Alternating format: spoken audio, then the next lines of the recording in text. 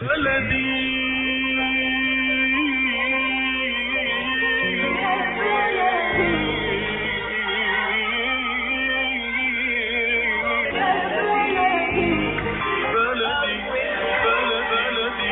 بكل الذين ينضموا للاستماع إلى راديو بلدي، أول راديو عربي أمريكي ويعنى بقضايا العرب في المهجر. برامجنا في راديو بلدي كل يوم جمعة من 8 وحتى 9 صباحا مع ليلى الحسيني في بث حي ومباشر عبر WNZK راديو 690 AM. صباح الخير بلدي، صباح الخير لكل مستمعينا. Welcome to Radio Baladi, the first Arab, Middle Eastern, and American simulcast radio show. Radio Baladi is broadcast every Friday morning on WNZK 690 AM from 8 until 9 Eastern Time on Good Morning Michigan with Layla Al-Husseini. Our call-in number 248-557-3300. And now, stay tuned for the best radio talk show on Arab and American issues with your host, Layla Al-Husseini.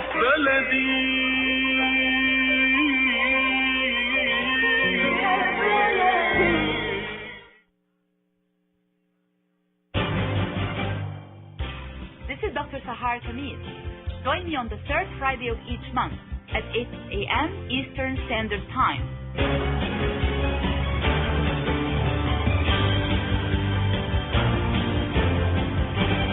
I'll be discussing some of the most important current political, economic, and social issues in my program, The Bridge. On Radio Baladi, on America's Voice of the Arab, WNZK 690 AM and WZMV 700 AM. Good morning, everyone. This is your host, Dr. Sahar Khamis. Welcome to another great episode on Radio Baladi, US Arab Radio. Today, we are continuing our discussion about Muslim women serving the community.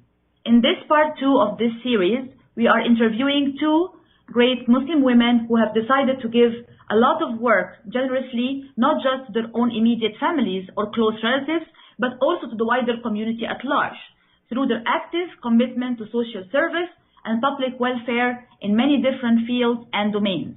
By doing so, they're setting excellent examples for others to follow. My guests this morning are Ms. Mimi Hassanein and Ms. Rabia Chaudhary. Ms. Mimi Hassanein is an Egyptian American who has been living as a resident of Montgomery County, Maryland for over 40 years, during which she had a long experience in the area of civic engagement in a wide range of community and religious organizations and programs. This included serving as vice president of the program committee for the Women's Democratic National Club, working to help county government's partnership with the Collaboration Council to promote positive youth development around the county, appointment to Montgomery County's Child Care Commission in 2008, serving on the board of Montgomery County Muslim Council, MCMC, serving on the Middle Eastern Advisory Group for County Executive Ike Leggett, and as board member of Empower Women International, as well as supporting the Women Over 50 Transition Network as co-chair of its Diversity Committee, and also serving as an elected member of the Maryland Democratic State Central Committee. Her greatest pride, however, remains to be her successful upbringing of 3 children and 15 grandchildren. My second guest this morning, Ms. Rabia Chaudhary, is an attorney and president and founder of the Safe Nation Collaborative. She's a civically engaged legal practitioner. She has long experience in immigration law, civil liberties, and national security. The focus of her legal practice has been federal immigration law, as well as representing immigrants during FBI and JTTF investigations.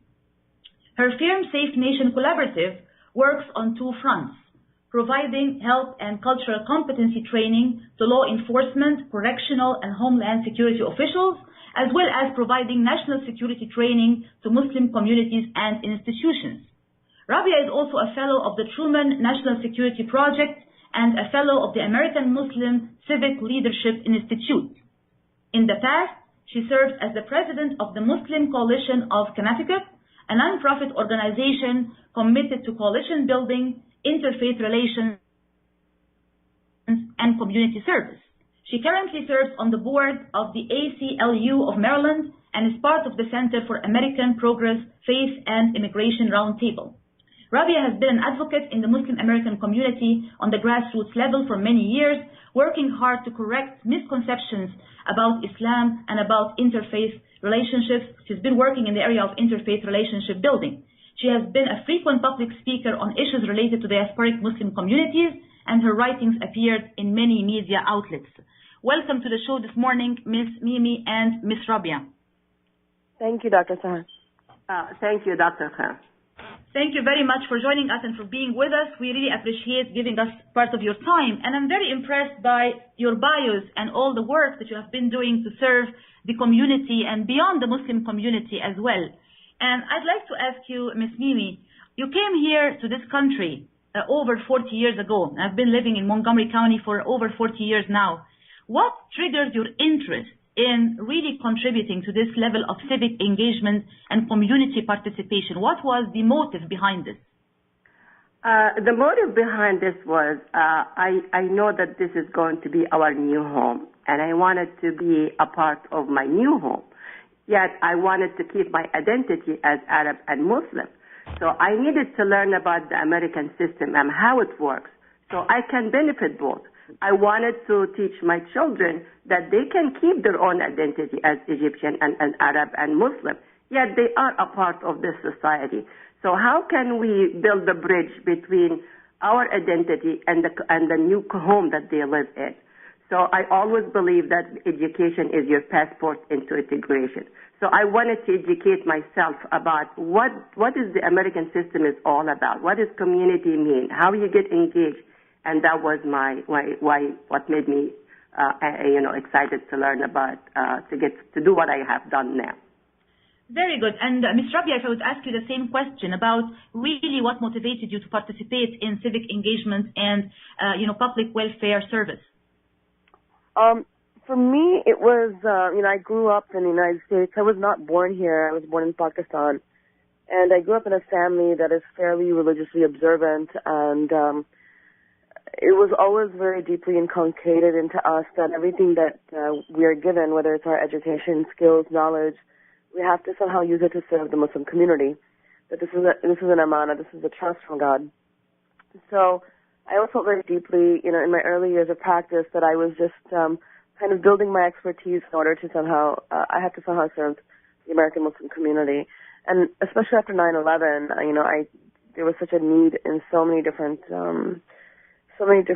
fields, so many different areas for Muslims to step up in this country, and that's really when I started getting very active after 9/11. Very good. And Ms. Mimi, I've also noticed that you do have, a position with the Child Care Commission, and also you yourself and your family, you have 3 daycare centers that you are, taking care of and operating. What kind of challenges face kids or children growing up in this country? Let's say, for example, Muslim children who come from other parts of the world growing up in this country as children, as adolescents, young people. What kind of challenges face them, and how can we possibly help them to overcome some of these challenges? I really feel that kids who are from different cultures and different backgrounds, they live in two countries in the same day. They ride the airplane, cross the ocean, and land in America, in which they go to school or we go to work.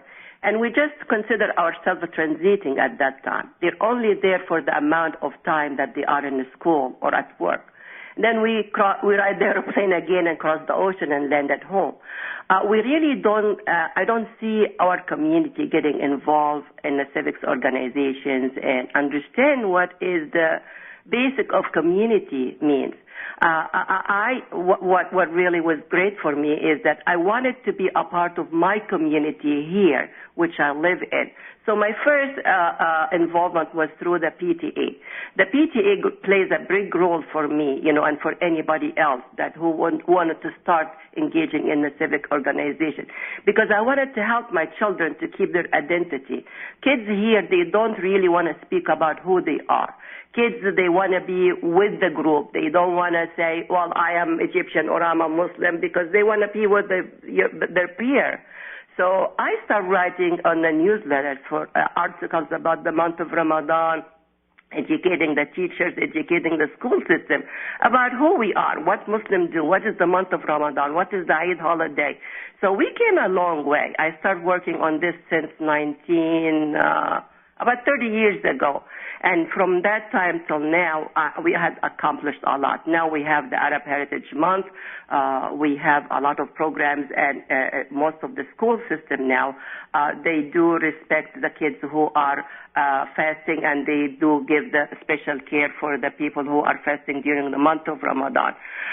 What I need to do with our youth, I want them to know by participating in civics organizations, by getting out of your box, and participating and engaging in a civics organization and youth group and all those programs that's available, you're not really losing your identity. You are strengthening your identity because you are educating other friends and other peers about who you are. Being different is not something negative about you. Being different is something positive with you. And that's what I taught my children, and I hope I can give this message to all the youth. Go out, talk about who you are, keep your identity, be proud of who you are, and let's work together. Absolutely, I totally agree with you. And speaking about this point about, knowing others and allowing others to also know who you are, Ms. Rabia, I also know that you are involved in interfaith dialogue. I know that you have been actively participating in JIDS, Jewish Islamic Dialogue Society, and other interfaith initiatives. Can you talk a little bit more about what you really think is the importance and significance of this kind of interfaith effort? I mean, I think, we live in a pluralistic society. A lot of us, for those folks whose families came from very monolithic societies where everybody is majority Muslim, if we are not engaged in these kinds of efforts, I mean, this is the first step for us, not to just know our neighbors, for them to know us. But, I have felt for many years that these dialogues, these interfaith work has to go deeper. A lot of times what ends up happening is, even for those people who are involved, and it's sad to see in many cases a lot of these events, a lot of these efforts and groups will be heavily Christian and Jewish, and the Muslim representation is kind of light, on the light side in comparison. But even then, we tend to meet, we tend to do an event together, and then we go back to our private lives. And those relationships we don't bring the relationships into our private lives. We still somehow keep them separate, that is for the interfaith group, and this is not for our daily living. And this is not, I don't believe that this is the way to approach interfaith or our existence in this country. I mean, we, just as a Muslim community, we know that, Muslims marry into other faiths. They bring people into their lives personally. And so I feel like the interfaith efforts is very important. And I think the other thing is right now, considering, the last, since 9/11, the U.S.'s military interventions in Muslim-majority countries, what you're seeing is like this spike in anti-Muslim sentiment, but it's coupled with less knowledge about Muslims as well, which is really odd. You think after 9/11, Americans would have gone out and learned a lot more about Islam and Muslims because they're so heavily engaged in those societies. But in fact, it's the opposite has held true. It's almost as if that there is either a repulsion or a fear of getting to know Muslims, which I feel means that we have to step up even further and faster in order to bridge that gap. But absolutely, you're absolutely right, especially maybe after 9/11 there has been what we call the double-edged sword. It increased the fear of Islam and Muslims on one hand, but it also gave the opportunity to know more about Islam and Muslims on the other hand. We will get back again to our discussion with our guests this morning, Ms. Mimi Hassanein and Ms. Rabia Chaudhary, right after this commercial break. Stay tuned, please. Ziyad brand. Quality products from our family to yours. Ziyad Brothers Importing offers the finest quality products, including brands like Sultan, Kraft, Nestle, Hook, Rico Picon, Dana, and many more. Ask your retailer to carry these fine products because you deserve the very best. For more information, visit our website at www.ziyad.com. That's www.ziyad.com. Ziyad, quality products from our family to yours.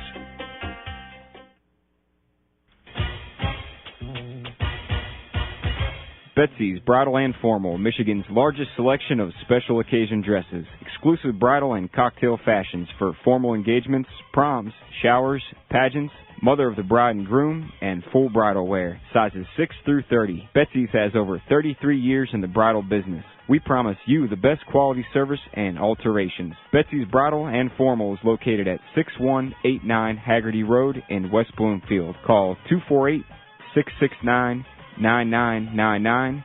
That's 248-669-9999. Senabriku for all your Metro Detroit real estate needs. 248-755-3494. Whether buying or selling, short sales, foreclosure, or investment for both business and residential, call Senabriku, owner and broker of St. Jude Realty, at 248-755-3494. If you're facing legal problems, it's time to get the right attorney working for you.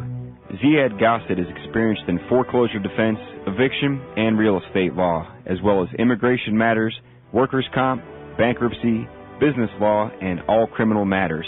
With attorney Ziad Gossett in your corner, you won't have to fight alone. Call 248-680-7300. That's 248-680-7300.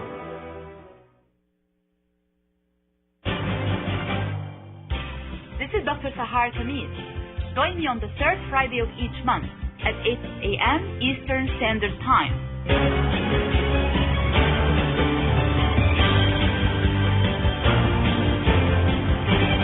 I'll be discussing some of the most important current political, economic, and social issues in my program, The Bridge.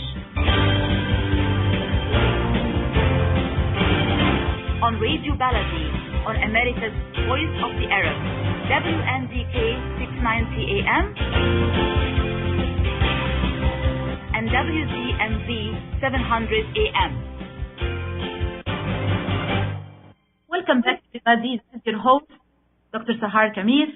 We are discussing today Muslim women serving the community. We are continuing with this series with our two guests this morning, Ms. Mimi Hassanein and Ms. Rabia Chaudhary. And before the commercial break, we were talking about different aspects of their civic engagement and community service work. And Ms. Mimi, I also noticed on your bio that you did get involved a lot with women's activities as well.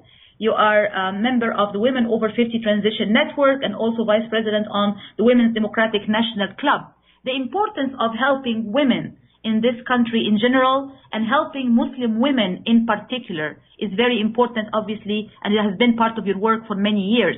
Can you comment a little bit more about this, please? Yes, Dr. Sahar, this is really a very nice topic that I'd love to talk about. I always like to empower the Muslim woman. This is just my own personal opinion. I feel that our rights is listed is in the Quran, but the problem is that the people here in the West, they misunderstand our rights. They think that the Muslim woman are oppressed, and we don't have any rights, and the men control us, and we're not educated. So that when I joined the Transition Network, a group of women, I started having a program educating them about what is the Muslim rights in the Quran versus the culture. So I had invited Dr. Zainab Alwani to speak about this issue. And I asked her to please bring me verses from the Quran when it talks about our rights in the Quran. I didn't want to just give a lecture. I don't want to just give a general explanation. I want to have the facts. And believe it or not, there were even some Muslim women have attended. They didn't know that they have those rights in the Quran. Because we are adapted to the culture, So my goal was to really educate and empower the Muslim woman about their rights. And also, I wanted to let the Western people here who live in America know that we have rights and we are the backbone of the society.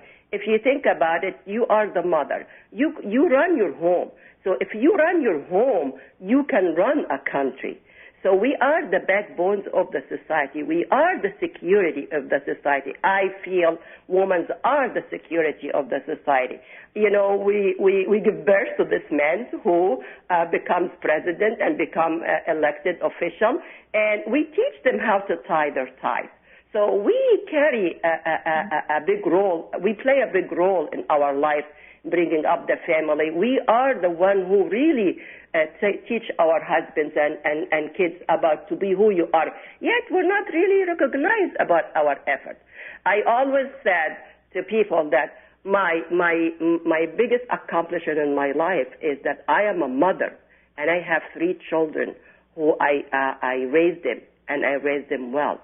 So being a mother and being a woman, it gives you a lot of ability and a lot of power, yet that we don't recognize this power. We think that I am the COO of this company. I am this, you know, we are very well-educated people. You know, we appreciate the women when they are educated, but we don't really appreciate the woman as being just a mother. And that is a big role. I want all the mothers to be proud of who you are. As a woman, to be proud of who you are. You can't imagine how power you have just to bringing and raising up your family. So I absolutely agree with you that it's important to recognize women who are devoting their time to their family and playing the mother's role and the wife's role. That's a very, very important role to play. And if you do it well, you are definitely contributing to the welfare of society at large. But we also agree, I also agree with you, we need to correct some of the misconceptions and misperceptions about Arab and Muslim women in particular, especially in the West and in this country. And I hope your work helps to contribute to this. Rabia, I noticed that you're also an attorney and you are having your own legal practice. And part of this practice actually does a very important service, which is linking or connecting the federal officials with citizens and trying to find out how to educate each one of these parties about their rights, about their responsibilities and their duties. Can you talk a little bit more about this important role, please? Well, you know, let me just make a distinction. My legal practice, which is very limited right now, is limited to immigration, but it has been the immigration practice that took me about 5-6 years ago into the work of Safe Nation, which I think is what you're referring to. And I can, if you'd like, I can explain to you a little bit about how that came about. Yes, please. So generally, and I've been representing immigrants for about 15 years. And about 7 or 8 years ago, I noticed a trend that was happening at the time I was practicing in Connecticut, in which a lot of immigrants in the community, undocumented and documented, were being approached by federal agencies like the FBI and JTF, which are Joint Terrorism Task Forces, and they were being asked to become informants inside the local mosques. And their immigration status was being used as a tool to get them to accept this role. So then these clients would come to me because as an attorney, even though this was not my field of practice, so this got me into doing a lot of research and learning, connecting with people who are doing the work on these issues and trying to deeply explore what's happening in our national security agencies, why they are focused on our mosques when there's no evidence to show that there's a problem necessarily arising from the mosques. And what I realized was that the big issue is kind of training, and that also became very public a few years ago when a number of stories came out that some law enforcement agencies and even the Pentagon and even the FBI have gotten some very, very troubling trainings on Islam, very bad trainings on Muslims that leave them very scared and full of suspicion against Muslims. And that has been fueling, to some extent, these policies towards Muslims. So my interest began shifting into who then in the United States is filling these roles? Like, you know, who is doing these trainings? And when I did the research, really nobody from the Muslim community is doing these trainings as a sustained effort.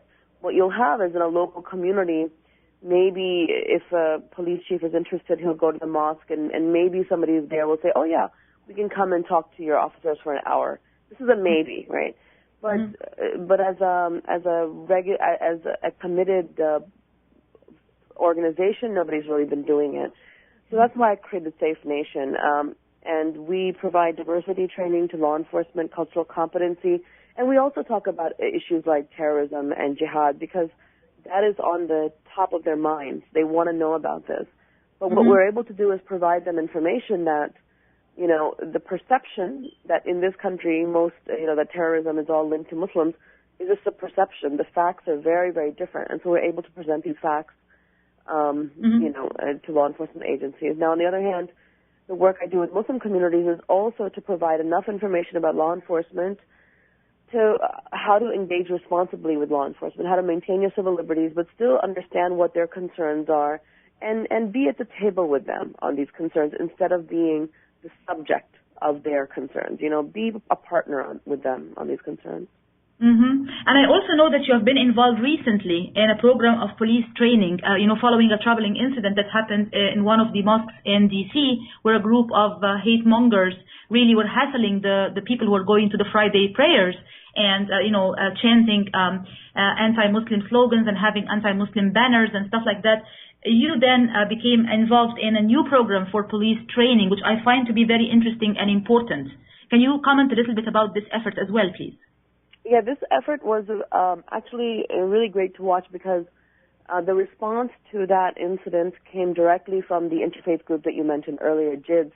And that group, a number of people from that group were very concerned about the police's response at the mosque that day, and they approached the police chief and others repeatedly.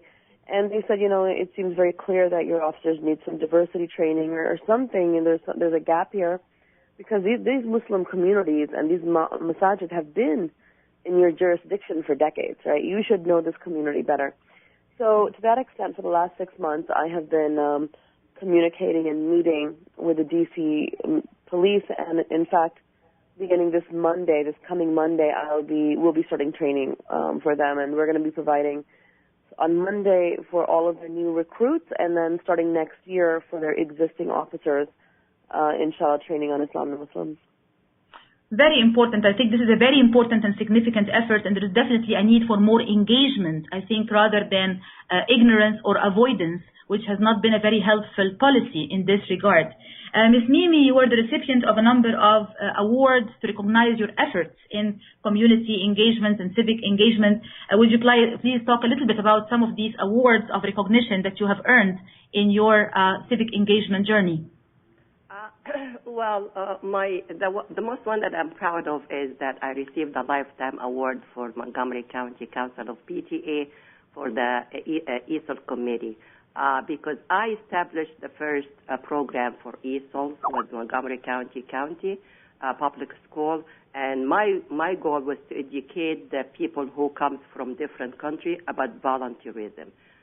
We don't really understand what volunteer is all about yet. We send our children to school, and we don't get involved in our children's education because back home we don't see the teachers and the principal. We don't get engaged in our with the school system. But here, it's a great opportunity for you to get engaged and volunteer your time and work with the PTA. I have done so many training and so many programs that it helps the teachers to understand when they are dealing with the Muslim students at the school. Right now we're working and recognizing, closing the Eid for the Muslim holiday here in Montgomery County. Hopefully we will be able to accomplish that. So that was one award. I also got elected, and this was a tough race to get in, to run for the Democratic Central Committee on a state level. So that was an easy one. I had to really run and had to show that I could do it, and I am proud that I did it. The other one that I really feel proud that I'm a part of it is that I am the vice president of the program committee at the Women Democratic National Club in D.C., and D.C. is the heart of the nation capital. So whatever programs we do there, it reflects in the politics and the opinions of politicians. So I am asking everybody and everyone who's listening to contact me. And if you do have a program that you want to present at the Women Democratic National Club, please contact me. And I would love to build the bridges between our community as Muslim or Arab and the elected officials. So when there are issues that is concerning our community or Muslim identity, the normal people, the average American citizen, is aware and educating about who we are. So when they have to vote for issues, they know what to vote for. They just don't listen to the media and form their opinion. Those are real programs. Those are panelists, guest speaker. I also would like to welcome anybody who has any book who wrote about the Muslims or the Arabs or anything. Please contact me, and we will be happy to host a program for you at the Women Democratic National Club in D.C. Very good. Thank you so much. We will revisit again our discussion with our guests this morning right after this commercial break. Stay tuned, please. If you get into a car accident, how will you pick up the pieces when you can't work, when the bills pile up? Who will help you? Call 866-YOUR-RIGHTS. I called Jumana. She took care of everything. My medical bill, lost wages, and even a large settlement. I am Jumana Kiruz, and I assure you that my team will not stop until you get the most for your rights. If you've been in a car accident, call Jumana. 866-YOUR-RIGHTS. Dr. Al-Zuhaili specializes in diabetes and endocrinology and has been conducting research for over 12 years. Right now, there are several clinical studies actively enrolling for both adult and pediatric patients with type 2 diabetes. Under Dr. Al-Zuhaili's care, participants in the clinical research trials receive free lab work, medical procedures, medical supplies, and medications to assist in their treatment. Qualified participants are also compensated for their time and travel in addition to receiving top care for their diabetes treatment and control. The research department is equipped with experienced and friendly staff who will work to manage patient care and schedule accommodations. Please contact Al-Zuhaili Medical Consultants at 1331 Monroe Street in Dearborn. Visit alzuhailidiabetes.com and call 313-581-8903. 313-581-8903. And make sure to visit the Southfield office, 27207 Losser Road, and call 248-809-5788. 248-809-5788.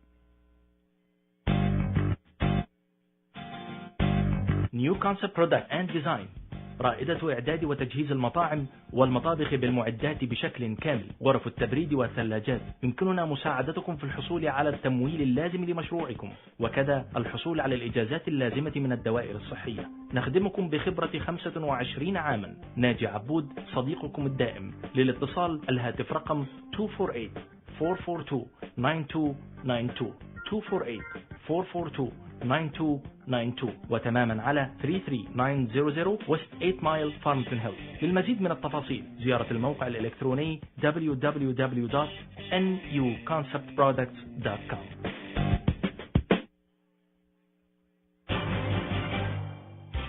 This is Dr. Sahar Khamis. Join me on the third Friday of each month at 8 a.m. Eastern Standard Time.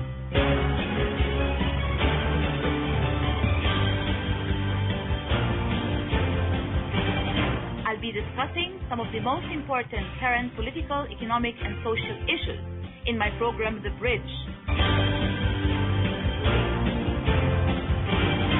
On Radio Baladi, on America's Voice of the Arab, WNDK 690 AM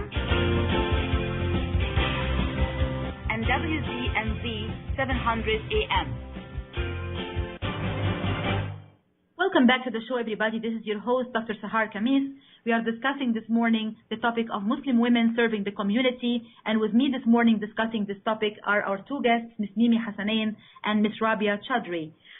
Ms. Rabia, I know that beyond the work you've been doing here inside the U.S., you have also been part of an international delegation that actually visited Jerusalem and visited the occupied territories in Palestine to check the realities going there and to find out what are the hardships faced by the Palestinian people and how can we build bridges of understanding between Israelis and Palestinians.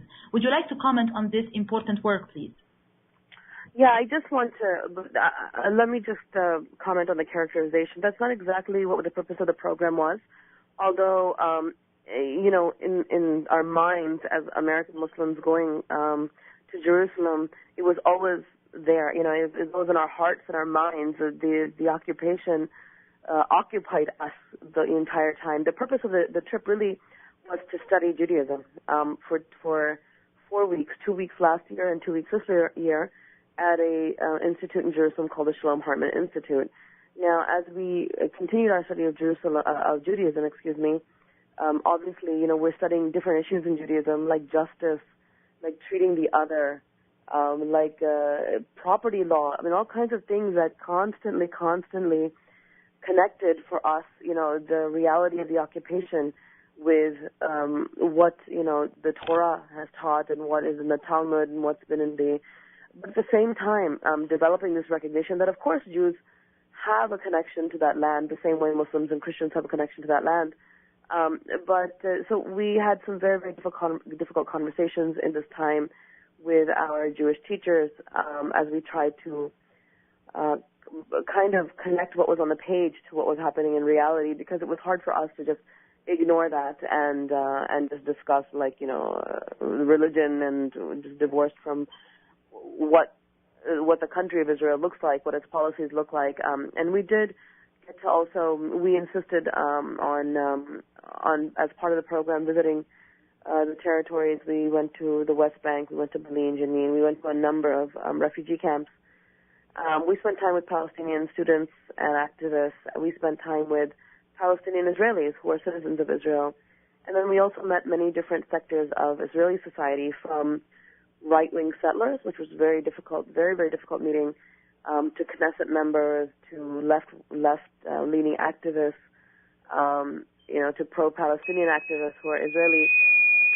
So it has been quite an education in for me, as somebody who's not Palestinian, I'm not Arab, but has grown up with this conflict in her consciousness, like many Muslims, but really understanding the complexities of it, and it has been quite an education for me.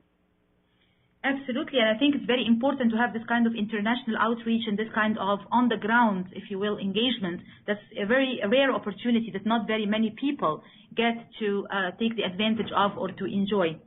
Ms. Mimi, I was struck in your bio by the last line, which is, my greatest pride has always been raising 3 successful children and 15 grandchildren. Wow, I was very impressed by that. And I wanted to talk a little bit about the balancing act, the act of balancing a woman's professional career and achievements with her own maternal and family responsibilities. And what advice do you give women in this particular regard? Well, when you love doing something, you do your best. Of course, I raised my 3 children, and I am so proud to raise good children. And now I have my 15 grandchildren, which I'm trying to pass the legacy to them about volunteers and getting involved in your community and be a part of your community. I really have to thank my family and my husband for supporting me, because they know that what I love to do, when you are happy with the work you do and giving back to the community, then you are going to be able to give back to your family. So I made the balance between they have their time, but they also understood mom's time. So they were all supportive of what the work I do, and they were so proud, because I was trying to build their identity for them. And for my grandkids, I am so proud to be a Muslim and Arab, an American citizen. I used to say when I go to this meeting, and sometimes you have to speak the American language, when you go to this meeting. So I used to say, and I wear so many hats. And then one time, lady said, "Well, you are wearing a scarf." So I said, "Oh yeah, you're right." So now instead of I say I'm wearing so many hats, I say I'm wearing so many scarves. And people really like that, So I am proud to be a Muslim. I am proud to raise my 3 children, and I'm proud, and I hope my legacy will continue and will pass into my 15 grandchildren, which is I'm proud of. It's my happiest moment when they come visit me at home. when they see my work, when I invited them to come to events.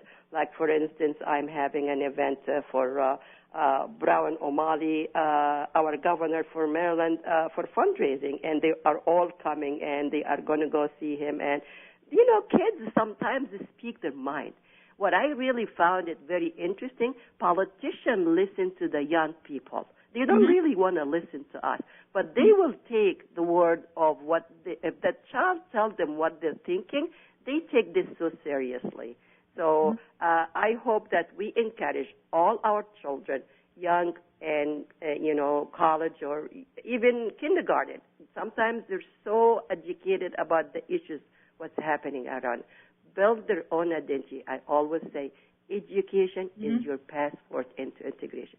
So if I educated my children to carry this legacy and carry this message, we will be a great community and we will have a great Muslim identity in this society. Absolutely, and we also have the saying, if you educate a man, you educate a person, but if you educate a woman, you educate a nation. And I think this is very true. So I hope your 15 grandchildren will be an army of volunteers working in community service and civic engagement in the future. Yes. And I hope so, certainly. And Rabia, I asked Ms. Nimi before about the awards of recognition and, any honors or certificates or recognitions that she has earned. And I'd like to ask you the same question, if you'd like to comment about some of the awards and honors that you have received in your own journey of civic engagement as well. I was so impressed listening to the achievements that Mimi was talking about. I have, I think, at least half of a lifetime left to work to get those types of achievements. The recognition has come from just like, community awards and things of that sort. But for me, if I'm to really think about what are my achievements, I was raised in the D.C. area, but then moved out of here for about a decade. When I moved back, I had in my mind a couple of very specific goals. One was to become a Truman National Security Fellow. The second one was to become a fellow for the New America Foundation, which I am right now. And these are highly competitive and very, very difficult to get positions with both of these organizations. But, just having achieved that, to me, those are really my awards for the last 5-6 years of work, is to become a part of the D.C. national security policy community. Because we have very few Muslims doing this work in especially women who wear hijab. I mean, you can add the layers. So being allowed at not allowed, but, having earned the right to be at these institutions, to me, are my achievements. But, beyond that, obviously, you do get, I have a small wall of the community, thank yous and things of that sort. But really just being able to, and have platforms. I write in a number of different platforms, and recently I was asked to become a columnist for Time magazine, which is quite prestigious. And so for the last 6 months or so, every so often, I do contribute to Time, and I'm excited to have that kind of an opportunity to talk to so many people through it. That leads to a follow-up question to you, Rabia, which is really, if you look at your whole journey in terms of civic engagement, community service, and also your work in the legal domain as well, what would you single out as your greatest one or two achievements or rewards or fruits of your own work that you particularly feel very proud about? It's hard to gauge the fruits of your work. I learned a long time ago to do the work that you love and leave the fruits and the rewards and those things with God. Leave them with Allah, because only He knows. I can't walk away from a training or from something else knowing exactly what that result is going to look like. But for me, in terms of my work, my time as the president of the Muslim Coalition of Connecticut, and not even the president, but I worked with that organization for about 7 years, first as a volunteer, then a board member, then vice president, then I became president. And I think that was maybe the most fulfilling time for me, because I believe very strongly in local work, local activism. And this particular organization, which is based out of Hartford, has an incredible model that I think should be really duplicated in other states in terms of the way they operate as an umbrella organization. They have very, very great relationships with interfaith communities. They have done coalition building right. which not a lot of Muslim groups know how to do. And actually, even through them, that's where I became mature in my outreach and engagement with interfaith groups, even with law enforcement. We worked with law enforcement as well through that group, and it was like a family to me. So right now a lot of my work is kind of as an individual, but I miss that dynamic very much, and that was maybe some of the most enriching work for me. Mm-hmm. Absolutely. And I think, again, like you said, we do the best we can. We try to do the best we can as individuals to serve and to help. And then we leave the fruits and the results or the outcome of our own work very much in the hands of God, Almighty God, subhanahu wa ta'ala, to really show us the fruits of our work and our achievements. We will be revisiting again this discussion right after this commercial break. Stay tuned, please.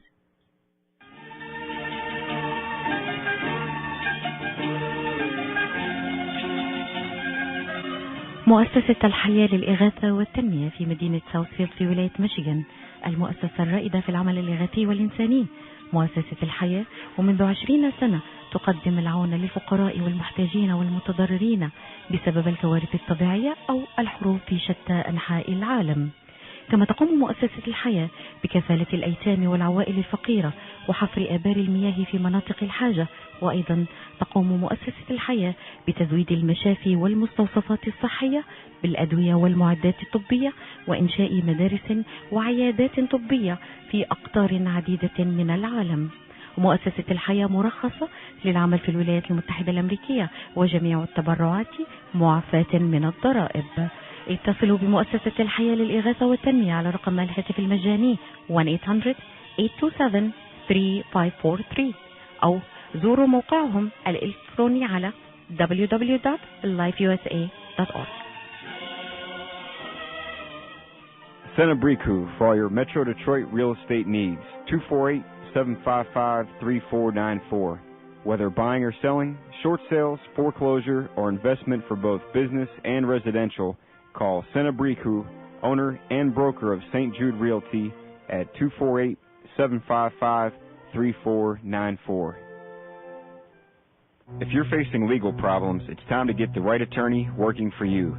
Ziad Gossett is experienced in foreclosure defense, eviction, and real estate law, as well as immigration matters, workers' comp, bankruptcy, business law, and all criminal matters. With attorney Ziad Gossett in your corner, you won't have to fight alone. Call 248-680-7300. That's 248-680-7300. This is Dr. Sahar Khamis. Join me on the third Friday of each month at 8 a.m. Eastern Standard Time.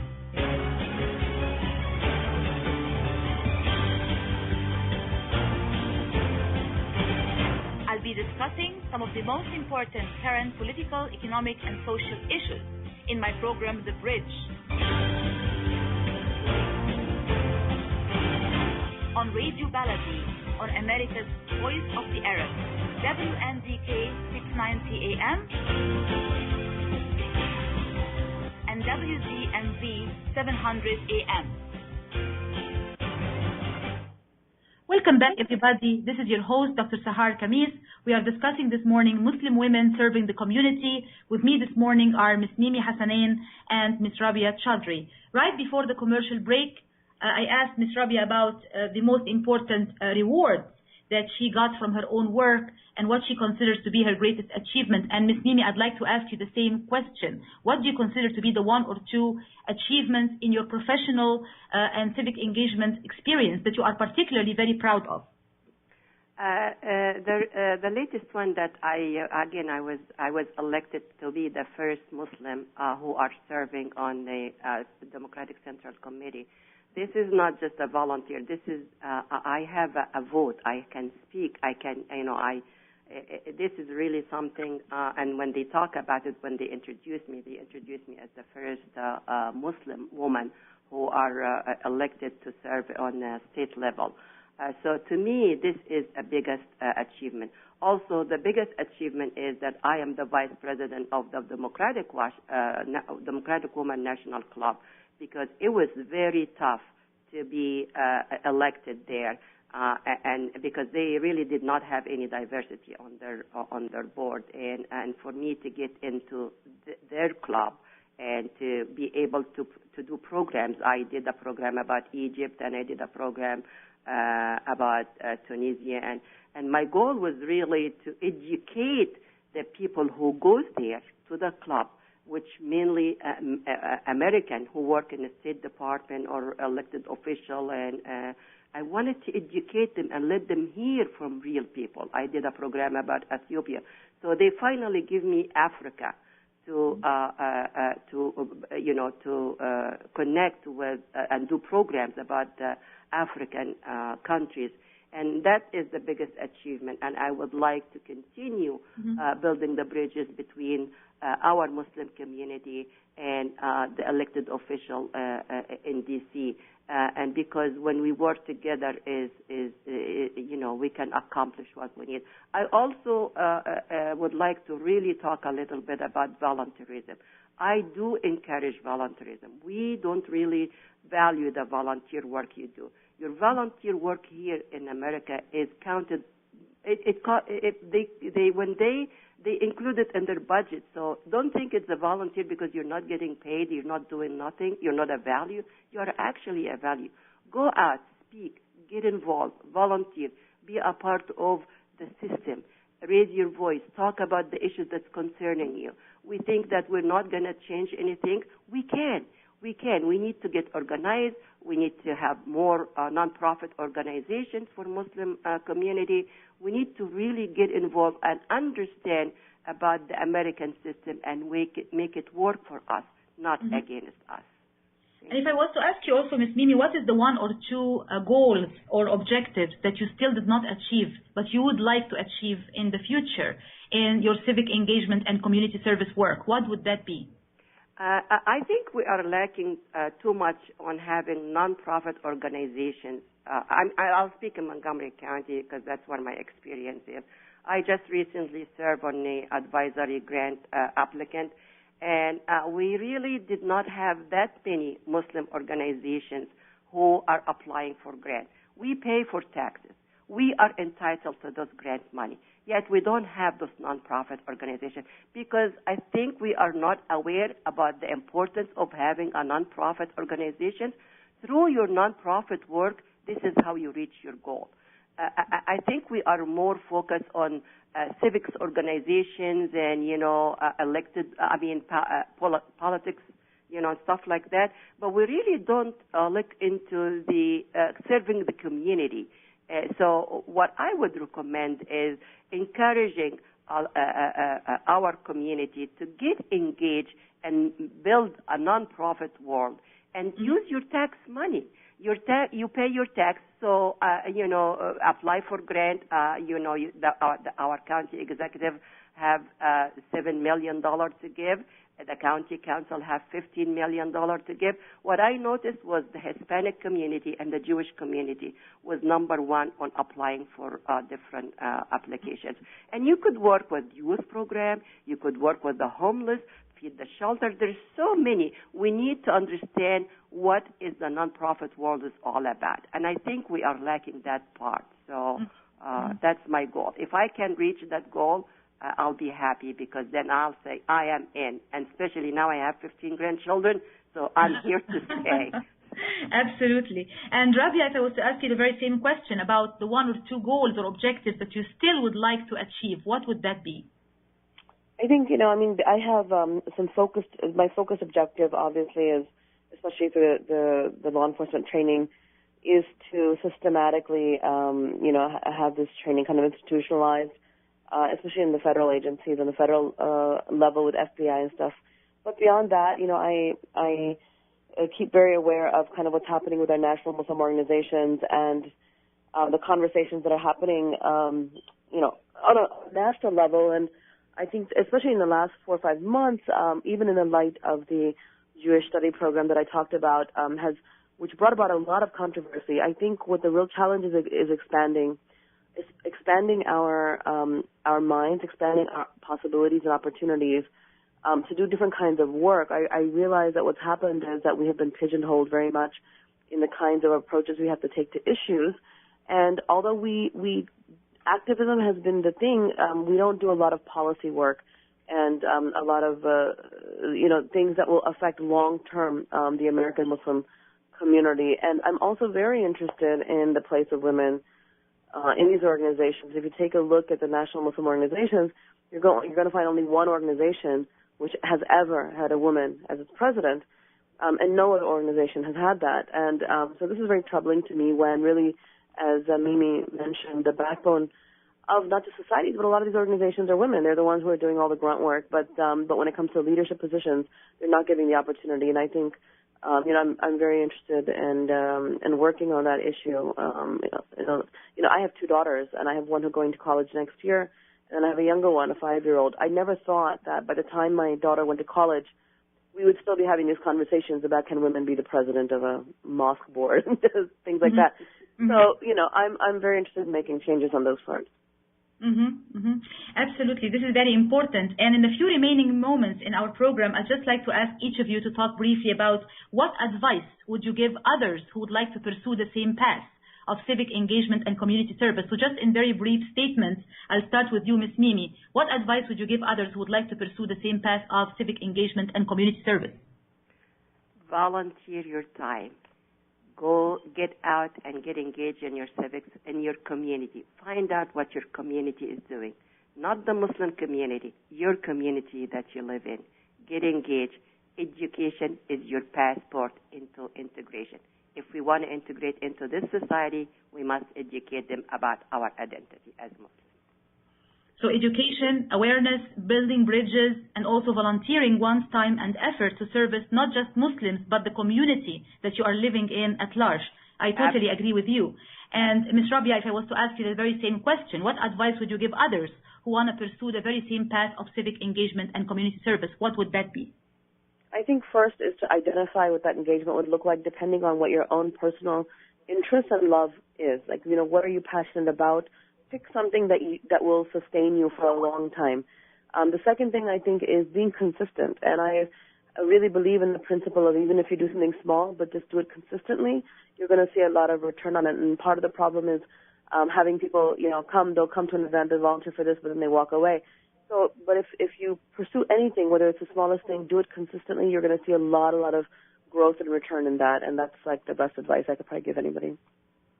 Absolutely. And as we say, a small work done consistently is better than a big work that's done only once. And of course, in every case, we have to perfect what we are doing and perfect the kind of service that we are giving to our community, whether the Muslim community or the broader community that we are actually part of in this country, in the United States.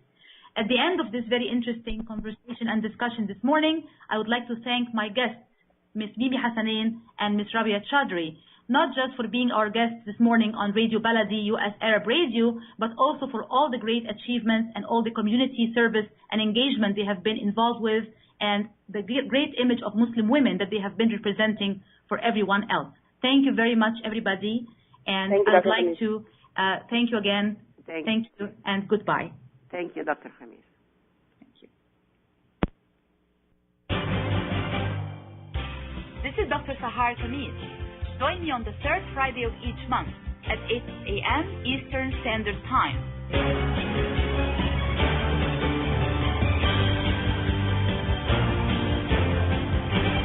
I'll be discussing some of the most important current political, economic, and social issues in my program, The Bridge.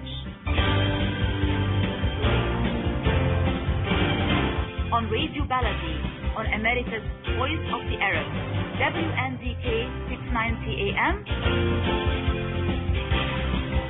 and WZMV 700 AM.